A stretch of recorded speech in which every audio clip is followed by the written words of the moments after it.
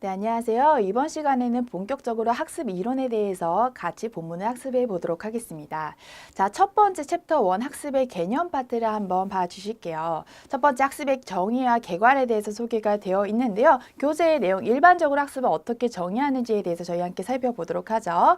자, 학습의 일반적인 정의 보시면은 기억, 학습이란 경험이나 연습의 결과로서 발생되는 비교적 영속적이고 지속적인 행동의 변화이다라고 나오고 있는데요. 여기서 중요한 포인트는요. 학습이라고 하는 것은 학습의 어떤 것을 배운다라고 하는 것은 우리가 태어나기 전부터 사실은 하는 것이 아니라 후천적으로 태어난 이후부터 발생하는 과정이다라고 하는 거. 어떤 경험이나 연습의 결과로 발생된다에다가 이제 후천적이다라는 키워드를 같이 붙여주시면 되겠습니다. 그래서 후천적으로 일어나는 것이 학습인데요. 학습, 새로운 것을 배운다라고 하게 되었을 때 새로운 것을 배우고 아무런 변화가 일어나지 않으면 안 되겠죠. 그래서 어떤 배운 결과로 조금 더 오래 지속되는 행동의 변화가 있을 때, 행동의 변화가 일어나게 될 때 학습이 일어났다라고 생각을 해주시면 되겠습니다. 예를 들면 이런 거죠. 우리가 어떤 아이에게 자, 여기 있는 거는 컴퓨터라고 하는 거야 라고 일러줘서 아이가 아, 그렇구나 라고 이제 고개를 끄덕이면서 수긍을 했어요. 근데 다음에 다시 물어보면은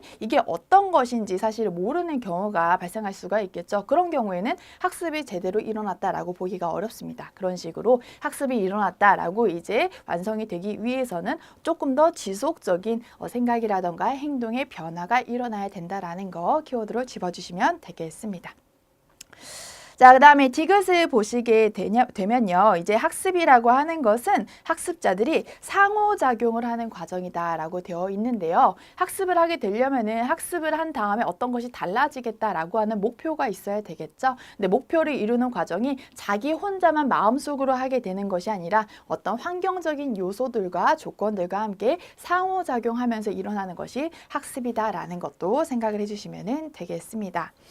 자, 여기에서 밑에 지식인 박스에 보시게 되면은 학습과 유사한 개념이라는 것이 나와 있는데요. 저희가 지금 학습의 중요한 키워드로 뭘 잡았냐면은 학습은 후천적으로 일어나는 거고요. 환경하고 상호작용을 하면서 일어나는 것이다 라고 이야기를 하게 됐는데 이것과는 조금 상이한 개념들 하지만 비슷해서 헷갈리는 개념들이 등장을 하게 됩니다. 첫 번째 성장이라고 하는 거는요. 무엇을 의미를 하게 되냐면은 신체가 커나가는 것, 신체적인 변화가 일어나는 것을 성장이다라고 생각을 해주시면 되겠습니다. 학습 이론의 관점에서 그렇다라고 말씀을 드리는 거고요. 어떤 신체의 변화라고 하는 것은 사실 환경적인 요소도 있긴 하지만 조금 더 이제 유전적인 요소가 강하게 작용하는 부분이다라고 볼 수가 있겠죠. 그래서 성장이라고 하는 거 학습과 비슷해 보이지만 다른 개념이다라는 거 다시 한번 구분해 주시면 되겠고요.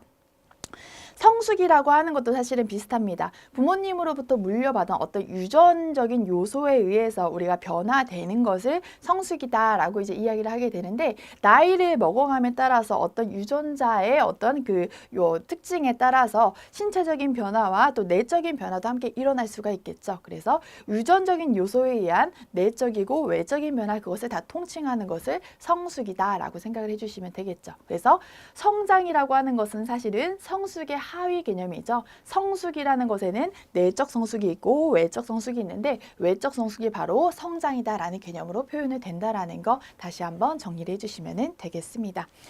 자, 그 다음에 발달이라고 하는 것은 이제 그 개인의 그 어떤 경험에 따른 훈련과 연습에 따른 그런 변화의 결과를 발달이 일어났다라고 표현을 하게 되는데요. 학습하고 발달은 사실 비슷하긴 하지만 아주 조금 다릅니다. 자, 일단 어떤 것을 이제 외부적으로 경험한 결과에 의해서 개인이 바뀌게 될 때 조금 더 이제 내적인 변화까지도 일어났다라고 하는 것을 통칭해서 학습이다라고 한다면은 발달이라고 하는 것은 조금 더 외적인 발달에 치중을 하게 되어서 이제 유전적 요인에 의해서 외적인 이제 변화가 일어나게 되었을 때 이것을 발달이라는 용어로 표현을 하게 된다라고 생각을 해주시면 되겠습니다. 그래서 신체의 발달이다라고 하면은 이제 아까 배웠던 성장이다라고 하는 요소와 같이 결부되어서 이제 생각을 해주시면 되겠죠. 자, 그래서 이렇게 기본적인 이 학습의 개념에 대해서 살펴보셨고요. 그 다음에는 이론적으로 학습이라는 것이 학자들에 의해서 어떻게 정의되었는가를 보시게 될 텐데, 자, 동그라미 2번 학습에 대한 학자들의 정의를 보실게요. 지금은 기초적인 개요만 이제 이 문장 자체만 어떤 의미인지 정도만 아실 수 있게 설명을 하고 넘어가지만 뒷파트에 보면은 실제로 이 학자분들이 어떤 이제 근거를 들어서 이 학습에 대해서 연구를 하셨는지 생산 실험이 나오게 될 거거든요. 그래서 그 부분을 학습을 하시고 다시 돌아오셔서 보시면은 훨씬 더 정의가 명확하게 이해가 되실 것이다 라는 거를 미리 사전에 공지를 드립니다. 자, 일단 기억이 나온 파블로프와 손다이크라는 학자분, 이제 대표적으로 아까 저희 오리엔테이션 시간에서 배웠었던 행동주의 학습 이론을 이끌고 계신 굉장히 대표적인 학자분들 중에 한 분들이신데요. 이분들은 뭐라고 얘기를 했냐면은 학습이라고 하는 거, 어떤 그 새로운 것을 배워나가서 행동을 바꾸게 되는, 태도를 바꾸게 되는 그 과정이라고 하는 거는 일단 어떤 자극이 주어져야 된다라는 겁니다. 그 자극이라고 하는 것이 눈에 보이는 자극이든 귀에 들리는 자극이든 아니면 맛볼 수 있는 자극, 피부로 느낄 수 있는 자극, 냄새 맡는 자극, 어떤 자극이든 간에 그 자극이 주어졌을 때 자극을 받아들이는 사람이나 동물이라는 대상은 거기에 대해서 반응을 할 수가 있겠죠. 어떤 반응할 수 있는데 자극에 반응하는 과정을 통해서 학습이라는 것이 일어난다라고 하는 것이 이런 파블로프와 손다이크라는 학자분이 말씀하신 학습에서 가장 중요한 요소라고 생각을 해주시면 되겠습니다. 자, 그 다음에 이제 니은에 있는 쾰러랑 코프카라는 학자분은 사실은 학습이라고 하는 것이 어떤 자극이 주어지면 행동으로 반응하게 될 때 이루어지는 것이다 라는 행동주의 관점을 조금 벗어나서요. 학습이라고 하는 것은 좀 더 지적인, 인지적인 능력을 활용해서 이루어질 수 있는 것이다. 인지주의적 관점에서 학습을 바라본 학자분들이시고요. 뭐라고 얘기를 하셨냐면은 학습이라고 하는 거, 자극이 주어지고 단순히 자극에 대해서 반응하는 과정에서 배우는 것이 아니라 어떤 것을 그냥 바라보고 깊게 생각해보는 통찰의 과정을 통해서도 학습이라는 것이 일어날 수가 있겠다라고 설명했다는 점 다시 한번 기억을 해주시면 되겠습니다. 자, 그 다음에 디귿에 있는 스키너라는 학자분은 사실은 파블로프와 그 다음에 손다이크와 마찬가지로 행동주의 관점에서 학습을 연구하신 학자분 중에 한 분이거든요. 근데 이제 별도로 이렇게 떨어져 나와 있는 것은 저희가 기출이 된 포인트가 있기 때문에 조금 더 구분해서 좀 더 관점을 아시는 게 좋겠다라는 관점에서 별도로 기술이 되어 있습니다. 스키너라는 학자분은 뭐라고 말씀하셨냐면요. 이분도 기본적으로 행동주의 입장에서 연구를 하시기 때문에 어떤 새로운 것을 학습을 시키기 위해서는 자극을 주고 그 자극에 대해서 반응을 하는 과정에서 학습이 이루어지는 거는 사실은 맞는데 거기에서 사실은 그 자극이 주어지면 뭐 예를 들어서 강아지에게 고기 반찬을 보여주는 이런 이제 자극을 주게 되면은 강아지가 아무런 반응이나 이제 하게 만드는 게 아니라 그 학습을 시키는 사람의 의도대로 사실은 반응을 하게 우리가 만들어주는 게 중요한 거죠. 강아지가 고기 반찬을 볼 때마다 침을 흘리는 반응을 하게 하고 싶다. 혹은 강아지가 고기 반찬을 볼 때마다 앞발을 들게 하는 행동의 변화, 학습을 하게 만들고 싶다라는 어떤 그 학습의 목표가 있다라고 하면은 그 목표를 잘 달성을 하게 해주기 위해서 어떤 보상을 잘 주는 게 중요하다라고 이 스키너라는 학자분은 굉장히 강조를 많이 하셨습니다. 근데 이 보상을 어떤 행동을 잘하게 만들어주기 위해서 보상을 주는 게 중요한데 그 보상이라는 것을 조금 어려운 말로 강화물이다라고 표현하셨거든요. 행동을 잘하게 만들어주는, 강화시키게 만들어주는 보상물, 강화물이 중요하다라고 스키너가 굉장히 강조를 했다는 거 생각을 해주시면 되겠습니다. 그래서 이거를 이론적으로 정의를 하게 되면은 학습이라고 하는 거, 새로운 걸 배워서 행동이나 태도를 바꾸는 것은 강화, 보상을 주는 것에 의한 조건화, 조건에 반응하게 만들어주는 과정이다라고 설명을 하셨고요. 그리고 기본적으로 스키너도 행동주의 관점에서 연구를 하기 때문에 행동이 어떤 학습이 일어난다, 새로운 것을 배우게 된다라고 하는 것은 사실은 다른 걸로 측정을 하는 것이 아니라 실제로 눈에 보이는 행동이 관찰이 가능한가, 그렇지 않은가에 따라서 분별이 되어야 되고 그렇기 때문에 행동이 변화했다라고 얘기를 하려면은 행동이 변화하였다라고 하면은 이제 학습이 실제로 일어났다라고도 볼 수 있어야 된다라고 주장을 하신다는 거 다시 한번 정리가 되어 있습니다. 자, 그래서 여기와 관련된 문제를 조금 풀어보겠습니다. 굉장히 간단한 내용들을 학습했는데 문제가 굉장히 많이 이제 기출이 된 파트이거든요. 자, 2014년도 문제인데요. 학습에 관한 설명으로 옳은 것을 모두 골라라 라고 하고 있는데, 자, 학습이라고 하는 것은 후천적으로 경험하고 연습한 것의 결과이다. 자, 동그라미 쳐주어야 되겠죠. 그다음에 학습이라고 하는 것은 어떤 것을 중시하는지, 가치를 부여하는지, 또 이것을 어떤 것을 좋아하고 싫어하고 태도 형성하는지, 또 어떤 것에 대해서 긍정적이고 부정적으로 감정을 반응하게 되는지, 그런 것들 습득하는 것도 다 학습에 포함된다. 눈에 보이지는 않지만 행동으로 측정하든 아니면 어떤 결과로 측정하든 이것도 다 포함해서 학습이라고 볼 수가 있겠다라고 저희가 정리를 할 수가 있겠습니다. 자, 그리고 학습이라고 하는 것은 일시적인 게 아니라 변화된 행동이 지속되어야 함을 전제로 한다라는 거 배워봤었고요. 그리고 변화라고 하는 것은 반드시 즉각적인 행동 변화로 나타나야 되는 것은 아니다. 꼭 그것만 학습으로 보는 것은 아니다라는 단서 조항도 익혀주시면 되겠습니다. 그래서 학습에 관한 설명으로 옳은 것을 모두 골라라 라고 하고 있지만 모든 것을 다 맞는 보기로 이제 골라내는 문제가 출제가 되었다라는 거 한번 봐주시면 되겠고요. 지금 여기서 나왔던 이제 보기들을 다시 한번 눈에 익혀두시면서 이게 저희가 올해 연도에 다시 출제될 수 있는 지문으로 응용이 될 수 있기 때문에 다시 한번 잘 눈여겨봐 두셔야 되겠죠. 자, 그 다음에 학습에 대한 개념 설명으로 옳지 않은 것을 골라라 라고 하고 있는데요. 행동의 변화는 비교적 영속적으로 나타나야 학습이다. 맞지요? 그리고 행동의 잠재력의 변화라고 하는 것 바로 즉시로 이제 그 학습의 결과가 나타나지 않아도 된다라고 했으니까 이런 것도 학습이라고 볼 수가 있겠고요. 후천적으로 경험이나 연습을 통해서 이제 학습 결과 행동의 변화가 나타난다. 배워왔던 내용이죠.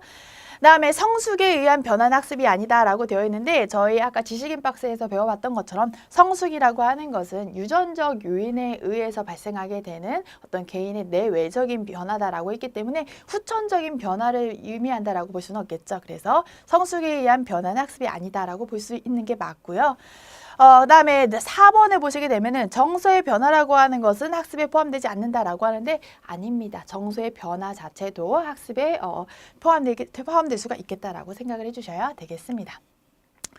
자, 그 다음에 다음 학습의 정의에 근거할 때 학습된 행동에 해당이 되는 것은 이라고 되어 있는데요. 자, 여기 보기 보실게요. 학습은 강화된 훈련의 결과로 즉 보상을 받은 그 훈련의 결과로 나타나는 행동 잠재력인데 어떤 그 보상을 잘 받아서 행동을 이렇게 하겠구나라고 이제 그 행동을 변화할 수 있는 힘을 변화시킬 수 있는 힘을 얻게 되는 건데 그 결과로 이제 행동이라고 하는 것은 비교적 영속적으로 지속적으로 변화를 보이게 된다라는 지시문이 나타나 있어요. 근데 여기서 1번부터 5번까지 보기를 한번 살펴보죠. 자, 1번 코가 간지러울 때 재채기를 한다라고 하는 거 이거 반복적으로 훈련해서 우리가 재채기를 하는 건가요? 아니죠. 배우지 않아도 코가 간지러우면 재채기를 하게 되는 어떤 선천적인 인간의 특징이다라고 볼 수가 있을 겁니다.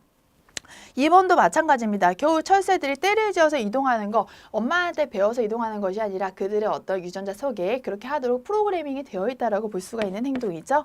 세 번째, 감기약 복용으로 인해서 졸음이 온다라고 하는 거 감기약을 먹으면 졸아야 돼라고 하면서 저희가 후천적으로 배우게 되는 건 아니죠. 그래서 이것도 틀린 거고요. 5번, 뜨거운 냄비를 만졌을 때 즉각 손을 뗀다라고 하는 거 뜨거운 걸 만지면 손을 떼야 돼라고 하면서 배우는 것이 아니라 반사적으로 우리가 뜨거운 걸 만졌을 때 저희가 놀라서 손을 떼게 되는 반응을 나타내게 되죠. 그래서 이것도 선천적인 행동입니다. 근데 4번을 보시게 되면은 배고플 때마다 냉장고 안을 들여다본다라고 하는 행동은 학습된 것이거든요. 왜냐하면 냉장고라는 것 자체가 음식을 시원하게 만드는 이제 부치품이라는 것 자체가 사실은 인간의 발명품이기 때문에 이것을 사용하는 방법에 대해서 사람들은 배워야 되고요. 그리고 어린아이가 볼 때에도 내가 배고프다고 얘기할 때마다 엄마가 냉장고에서 꺼내서 무엇을 주는구나 라는 것을 이제 보고서 학습을 하게 되는 거죠. 후천적으로 학습을 해서 배고플 때마다 냉장고 안에 들여다보게 되는 행동을 하게 되는 것이기 때문에 이것은 이제 후천적인 학습의 결과다라고 해석을 할 수가 있겠습니다. 자, 그 다음에 학습의 정의에 대한 스키너의 기본 입장과 일치하는 것을 골라라 라고 하고 있는데요. 자, 스키너라는 학자분 행동주의를 기본적으로 이제 전제하고 있는 학자분이시기 때문에 학습이라고 하는 것이 일어났다라고 하는 것은 행동의 변화 그 자체가 일어났을 때 학습이 일어났다라고 볼 수가 있겠다라고 정의하셨다는 점 생각하시면서 2번을 골라주시면 되겠습니다. 자, 그래서 이렇게 문제를 풀어주시면 되겠고요. 저희 다시 본문으로 넘어와서 학습의 범위에 대해서 학습을 해보도록 하겠습니다. 자, 1번 광의 학습 보시면요. 좀 넓은 의미에서 학습이라고 하는 것은 지금 저희가 배웠던 게 사실은 광의의 학습 입장에서 이제 정의를 한 거거든요. 학습이라고 하는 것은 후천적으로 배운 어떤 지식이라던가 그 내용이 개인의 행동을 좀 더 지속적으로 변화시켰을 때 학습이 일어났다라고 한다라는 거. 개인의 지식이나 행동의 비교적 지속적인 변화를 야기했을 때 넓은 의미에서 다 학습이라고 본다라고 정의를 하고 있습니다. 네, 동그라미 이번에 좀 좁은 의미에서 협의 학습을 보게 되면은 꼭 중요한 요소들이 필요하다라고 좀 제한해 두고 있는데요.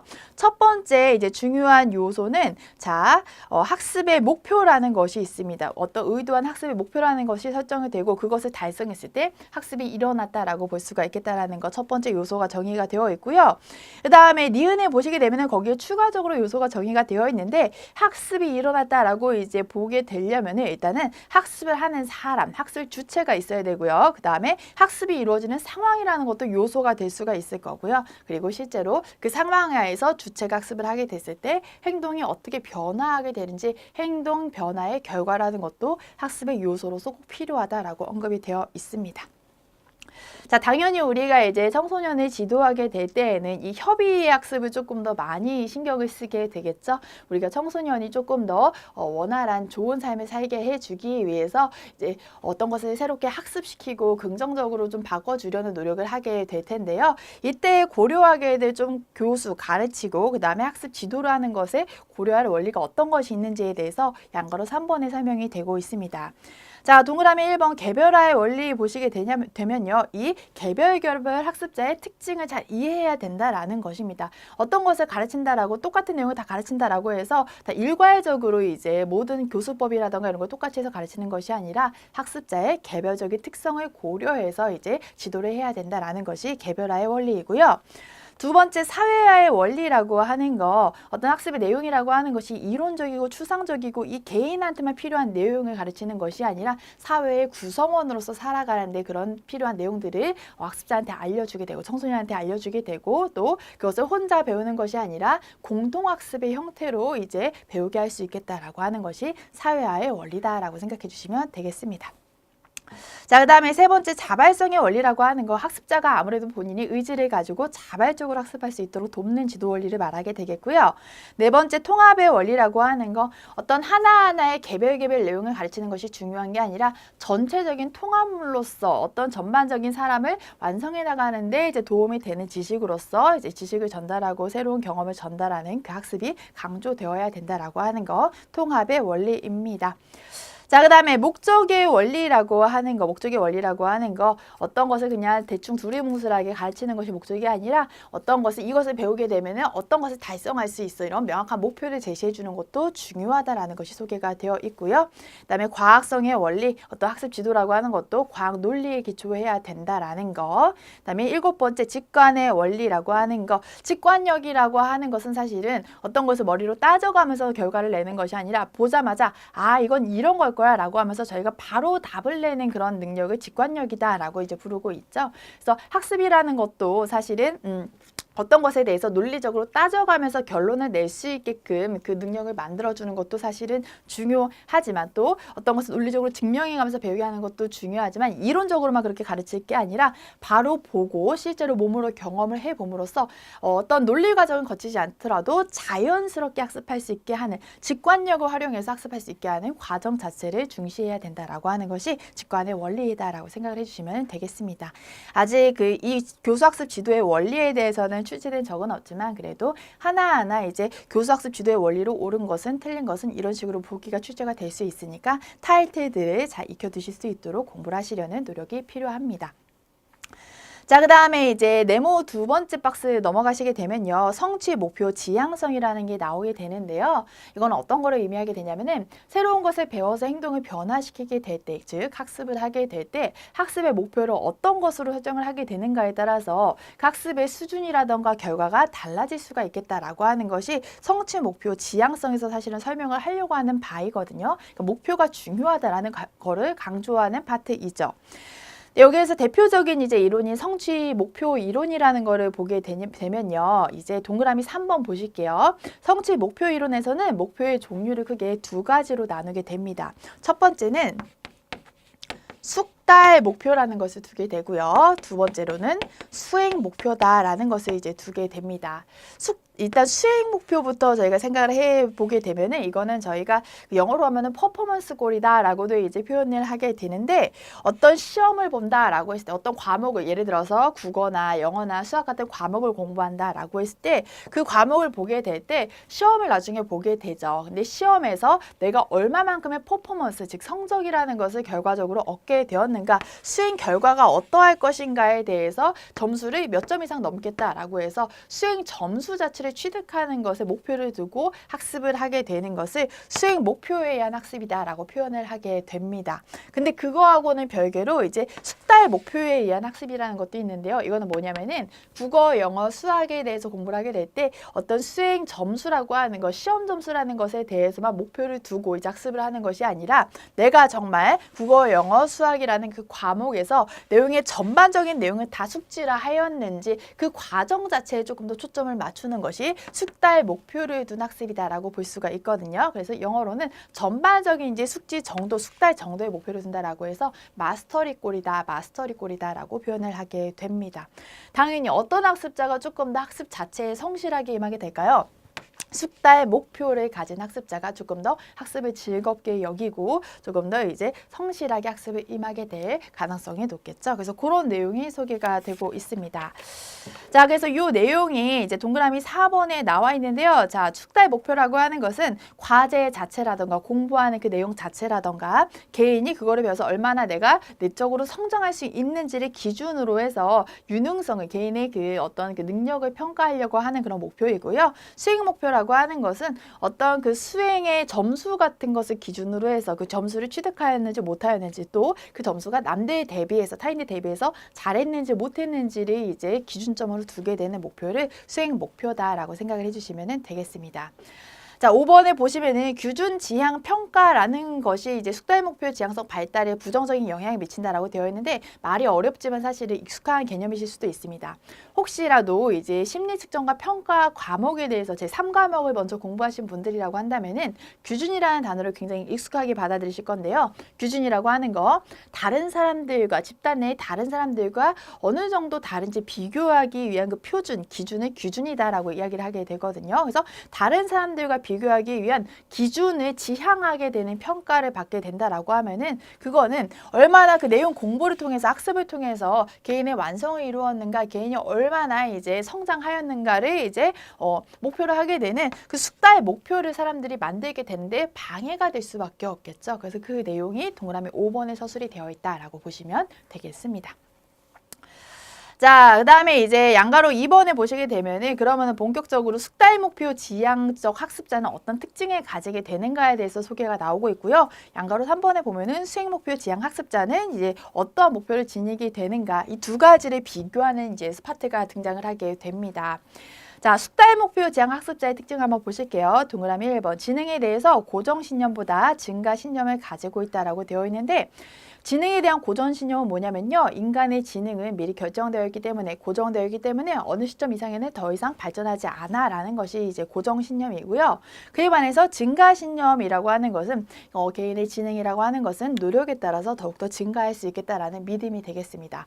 아무래도 이제 숙달 목표 지향 학습자 어떤 학습을 통해서 나의 내적인 그 숙달과 성장을 목표로 하는 학습자 같은 경우에는 내가 노력하면은 나의 지능이 조금 더 증가할 수 있어라는 믿음을 가질 확률이 높게 되겠죠. 그러니까 더 열심히 공부를 하게 되는 거겠죠. 그래서 이제 지능에 대한 증가 신념이 크다라는 이제 생각을 해주시면 되겠고요. 자, 동그라미 2번 외적 보상보다는 학습 과정 그 자체의 가치를 부여하게 된다라는 거. 그다음에 세 번째, 학습 과정 그 자체에 사실은 가치를 부여하기 때문에 과제가 조금 어렵고 점수를 얻기 힘들더라도 굉장히 이제 그런 것에 대해서 이제 도전적인 과제를 선택하는 것을 주저하지 않는다라는 특징이 있고요. 자, 동그라미 4번 과제를 수행한 것을 성공했을 때는 많이 내가 노력했고 그다음에 내가 효과적으로 학습 전략을 잘 짰기 때문에 그렇다라고 해서 이제 그 원인을 찾는 다라고 이제 정의가 되어 있는데 원인을 찾는다라고 하는 것을 여기에서는 어려운 단어로 귀인을 했다라고 표현을 하게 되는 거거든요. 그래서 내가 어떤 시험에서 성공을 했다라고 이제 예를 들게 되면은 시험의 성공이 내가 다른 게 아니라 내가 열심히 노력했기 때문에 그다음에 이제 내가 효과적으로 시험 전략을 응대하는 전략을 잘 해서 수행을 했기 했기 때문에 라고 이제 생각을 하게 되고요. 그다음에 이제 만약에 어떤 목표를 달성하는데 실패했을 때 시험에서 막 예를 들어서 좋은 점수를 획득하는 것을 실패하게 됐을 때는 다른 것보다 내가 노력이 부족해서 그랬구나 라고 이제 원인을 찾는 귀인하는 경향이 있더라라는 이제 특징이 있습니다. 자, 그다음에 동그라미 5번 숙달 목표를 지향하는 학습자는요. 어떤 실수나 실패도 배움의 과정으로서 인정하는 개방적인 태도를 가지게 되고요. 그렇기 때문에 6번째 어려움에도 끈기 있게 이제 직면하고 도전을 하게 되고요. 그리고 새로운 과제를 학습할 때 더 큰 만족감을 느끼게 된다라는 특징. 계속 앞에 것과 일관되는 서술이죠. 다음에 동그라미 7번 정규 수업이 끝난 뒤에도 학습에 지속적인 관심과 노력을 기울이게 된다. 그리고 이제 수익 목표적인 그 다른 이제 목표만 두고 막 달려가는 그런 학습자들보다 초인지 전략을 메타 전략을 조금 더 많이 사용하는 경향이 있다라고 하는데 메타 전략에 대해서는 저희가 뒷파트에서 다시 배워보실 것이니까 초인지 전략을 조금 더 많이 사용하는 경향이 있다라고 하는 거 그거 정도만 이제 용어만 좀 익숙해지게 만들어 주시면 되겠습니다. 자, 근데 그에 반해서 수익 목표 지향 학습자는 어떠한 특징을 가지게 되냐면요. 자, 동그라미 1번 지능에 대한 고정 신념을 가지고 있다. 그리고 동그라미 2번 학습 과정보다는 학습 결과에도 목표를 두고 있다라는 거 보시면 되고요.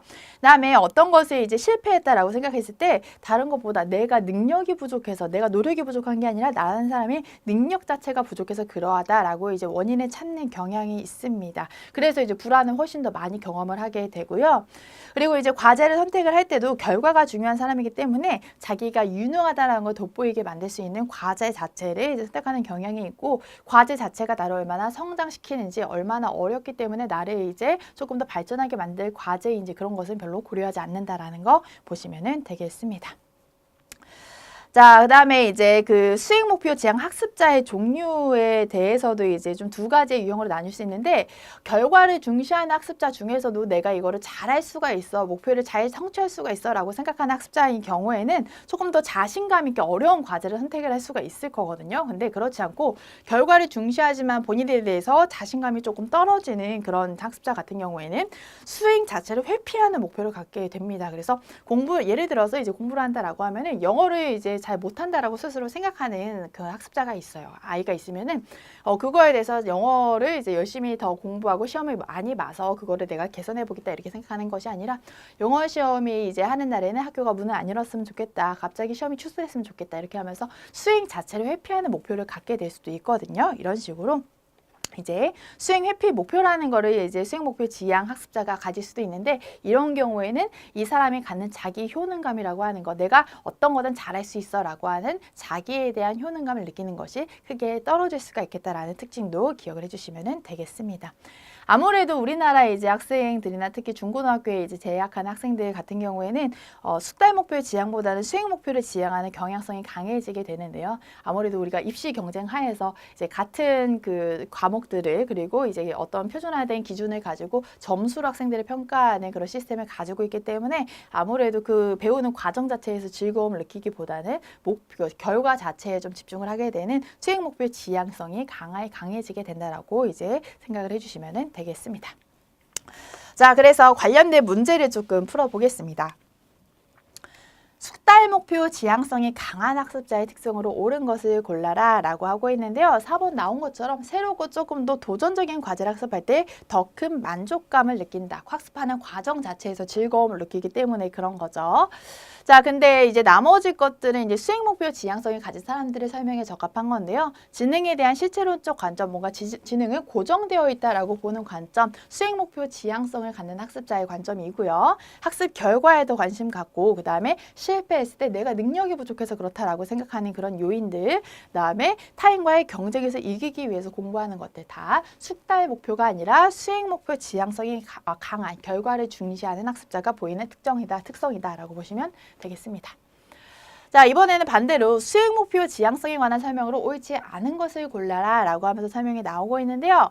자, 숙달 목표 지향성이 낮은 학생이라고 하는 것은 도전적인 과제를 선호한다라고 되어 있는데 아니죠. 과정 자체를 중시하는 숙달 목표 지향성이 높아야만 도전적 과제를 선호한다라고 볼 수가 있겠죠. 그래서 1번을 틀린 걸로 골라주시면 되겠고요. 나머지 것들은 다 이제 수행 목표 지향성에 맞는 설명이다라고 보시면 되겠습니다. 잠시 제가 여기 여기서 설명을 드리진 않겠지만 잠시 화면에 멈춰두시고 각각의 서술들을 한번 눈으로 확인해 보세요.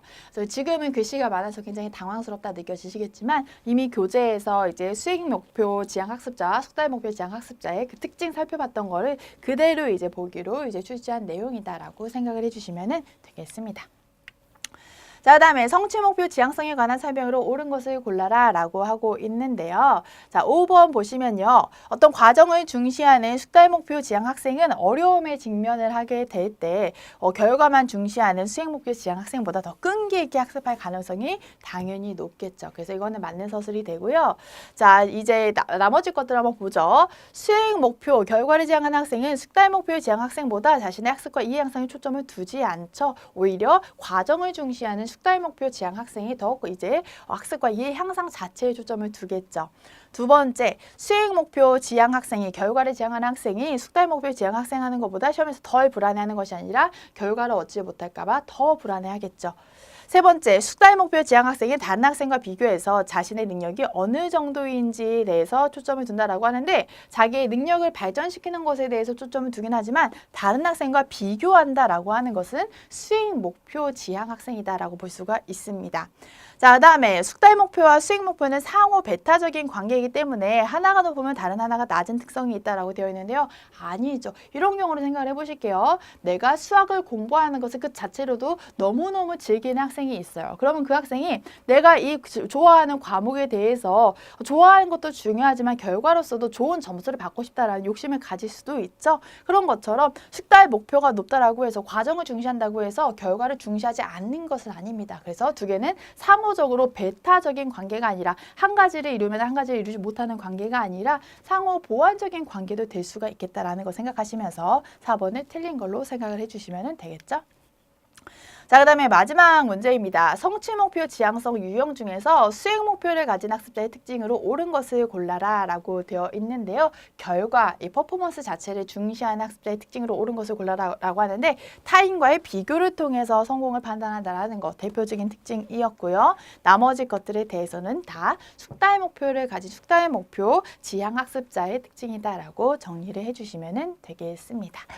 자, 그래서 이런 식으로 이제 성취 목표 지향성과 그 다음에 수행 목표 지향성의 학습자의 특징을 구분할 수 있는가에 대한 문제가 굉장히 많이 출제가 되고 있으니까 이러한 내용들을 잊지 마시고 꼭 구분하려는 노력이 필요합니다. 이번 시간의 내용은 여기서 마무리를 하시겠고요. 다음 시간에는 학습 기대 효과부터 같이 내용을 공부해 보도록 하겠습니다. 고생 많으셨습니다.